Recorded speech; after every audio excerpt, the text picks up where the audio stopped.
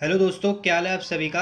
आज की वीडियो में मैं आपको कुछ ऐसी कर्स थिंग्स के बारे में बताऊंगा कि जिन्होंने भी उस सामान को अपने पास रखने की कोशिश की, उसकी ज़िंदगी नरक बन गई। Delhi purple sapphire. 1857 में इंडिया के अंदर अंग्रेजों के खिलाफ विद्रोह चल रहा था, तो जंग के दौरान एक अंग्रेजी सैनिक इंद्रदेव के मंदिर जा पहुंचा। उसका नाम था कॉलोनल डब्ल्यू फेरिस। उस सैनिक को उस मंदिर से एक पत्थर मिला पर्पल कलर का। वो पत्थर काफी यूनिक था, तो वो सैनिक उस पत्थर को इंग्लैंड ले गया अपने घर। ये शायद कॉलोनल की सबसे बड़ी भूल थी। इस पत्थर के कारण उनके घर के सब बीमार पड़ गए, फैमिली में फाइनेंशियल प्रॉब्लम्स होने लग गई और उसके परिवार के एक सदस्य ने तो सुसाइड भी कर लिया। तो फेरिस ने ये पत्थर 1890 में एडवर्ड हेरोल्ड एलिन को दे दिया, जो कि एक लेखक थे। इस पत्थर की वजह से उनकी लाइफ में काफी प्रॉब्लम्स आने लग गई। एडवर्ड काफी पढ़े लिखे इंसान थे और वो किसी भी अंधविश्वास को नहीं मानते थे, पर वो इस पत्थर को शापित मानने पर मजबूर हो गए। तो उन्होंने इस पत्थर को एक सुनसान रास्ते पे फेंक दिया। पर कमाल की बात तो यह है कि वो पत्थर कुछ दिनों में उनके घर पहुंच गया, एक ज्वेलर के द्वारा।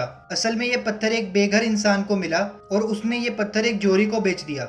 वो जोरी एडवर्ड को जानता था, तो उसे लगा कि ये पत्थर यकीनन उन्हीं का ही होगा।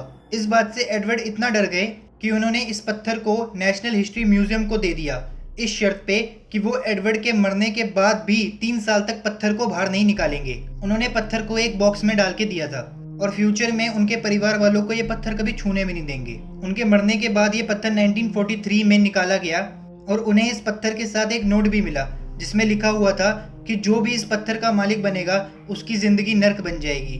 और एडवर्ड ने इस पत्थर को समुद्र में फेंकने की सलाह दी थी। तब से लेकर आज तक वो पत्थर उसी म्यूजियम में रखा हुआ है। Busby stoop chair. 1702 में थॉमस बसबी नाम के बंदे ने अपने फादर इन लॉ का कत्ल कर दिया, क्योंकि वो उसकी फेवरेट कुर्सी पर बैठ गए थे। वो कुर्सी एक बार में रखी गई थी, सिर्फ एक चेयर पे बैठने की वजह से उसने कत्ल कर दिया। क्योंकि बसबी ने एक कत्ल करा था और वो भी अपने ससुर का, तो उसे फांसी की सजा सुनाई गई।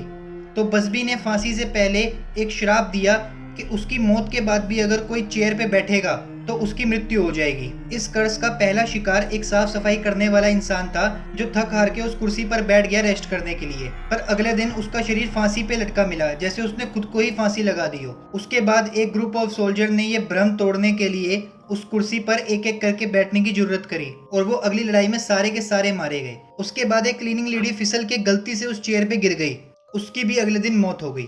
उसके बाद इस कुर्सी ने एक एक करके 65 लोगों की जान ली और फिर लोग मानने भी लगे कि ये कुर्सी शापित है। इन घटनाओं के बाद उस बार के मालिक ने उस कुर्सी को म्यूजियम को दे दिया, जहां इस कुर्सी को 5 फीट ऊपर रस्सी से लटका के रखा जाता है, ताकि कोई गलती से भी इस पे ना बैठ जाए। The crying boy painting. 1950s में जियोमी ब्रैकलिन ने कई पेंटिंग्स बनाई थी, जिनमें उन्होंने कई उदास बच्चों की अलग अलग एक्सप्रेशन को दिखाया था। इन पेंटिंग्स की कई लाखों कॉपीज बिकी। 1985 में एक रिपोर्ट आई कि एक कपल ने कंप्लेंट किया है कि उनका अचानक घर जल गया, पर कमाल की बात यह है कि उस पेंटिंग को कुछ भी नहीं हुआ। उनके मुताबिक ये पेंटिंग शापित है, जो कि घर में आग लगा देती है, पर इस पेंटिंग को कुछ नहीं होता। इस पेंटिंग की जांच पड़ताल करने पर पता चला कि ये इकलौता केस नहीं, बल्कि 20 घरों में ऐसे सेम आग लगी थी और पेंटिंग को कुछ भी नहीं हुआ था। लोग ये तक मानते थे कि वो इस पेंटिंग को फेंक भी नहीं सकते, नहीं तो उन पे बैड लक आएगा और उनकी जिंदगी में कुछ बहुत बुरा होगा। जिन जिन बंदों ने भी उस पेंटिंग को खरीदा था, अब वो सब फंस चुके हैं। आपको ये वीडियो कैसी लगी, प्लीज मुझे कमेंट करके बताएं। थैंक यू दोस्तों, आज के लिए इतना ही। मैं मिलता हूँ आपको नेक्स्ट वीडियो में।